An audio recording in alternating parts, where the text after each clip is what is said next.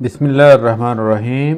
अस्सलाम वालेकुम नाज़रीन, मैं हूं मोहम्मद सफदर शाहीन और आप देख रहे हैं शाहीन जी टेक्निकल।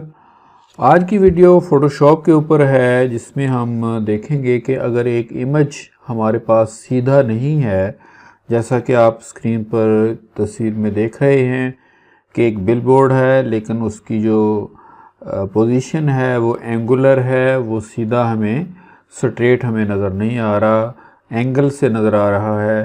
तो आया हम इसको सीधा कर सकते हैं? तो अगर कर सकते हैं तो कैसे कर सकते हैं? इस वीडियो में मैं फ़ोटोशॉप 5 का वर्जन जो है वो यूज़ कर रहा हूँ।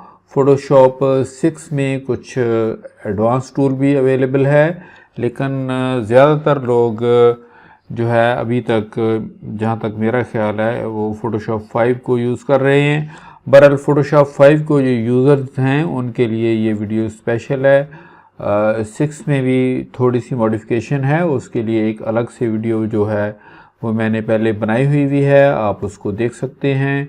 एक वीडियो और मेरा इरादा है मैं ज़रा थोड़ी सी शॉर्ट करके बना दूं ताकि आपको उसकी मज़ीद समझ आ जाए। बहरहाल आज की वीडियो में ये फ़ोटोशॉप का वर्जन 5 जो है वो हम यूज़ कर रहे हैं, और हम इस फ़ोटो को जो आप देख रहे हैं जिसके ऊपर लिखा हुआ है the stars at night are big and bright, तो हमें सिंपल करना ये है कि आप अपने फ़ोटोग्राफ को जिसको आप सीधा करना चाहते हैं उसको आप जितना ज़्यादा जूम कर सकते हैं उतना पहले तो आप जूम कर लें। जूम करने के लिए आप अपने ऑल्ट की के साथ अपने माउस को आगे की तरफ अगर रोटेट करेंगे तो मैक्सिमम जूम जो है वो आप अपना कर सकते हैं। उसके बाद वेरी सिंपल, आप क्रॉप टूल लेंगे। क्रॉप टूल लेने के बाद आप किसी भी एक कॉर्नर से, यानी कि अगर सपोज़ कि ये कॉर्नर मैं सेलेक्ट कर लेता हूँ या नीचे वाला यहाँ से सिलेक्ट कर लेता हूँ, यहाँ से आप क्लिक करें और जो उसका अपोजिट कॉर्नर है वहाँ तक आप अपने जो है एरिया को जो है क्रॉप के लिए सिलेक्ट कर लें। अब देखें इसमें ये वाला कॉर्नर अपनी सही पोजीशन पे है और ये वाला कॉर्नर अपनी सही पोजीशन पे है। ये कॉर्नर और ये कॉर्नर दोनों हमारे सही पोजीशंस पे नहीं हैं, हमने इनको सही पोजीशन के ऊपर लेकर आना है।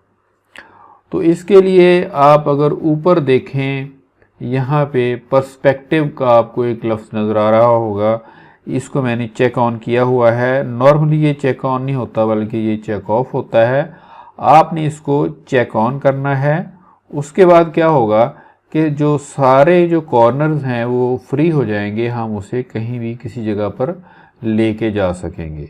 यानी कि अगर आप इसको ऑफ रखेंगे फिर हम ऐसा नहीं कर सकते, हमें इसको चेक ऑन करना है। बाद में आप अपने कॉर्नर्स, जो क्रॉप टूल के कॉर्नर्स हैं, उनको पकड़कर आप अपनी पिक्चर के उस जगह पे ले जाएं जहां पे उसके एक्चुअल कॉर्नर्स जो हैं वो मौजूद हैं।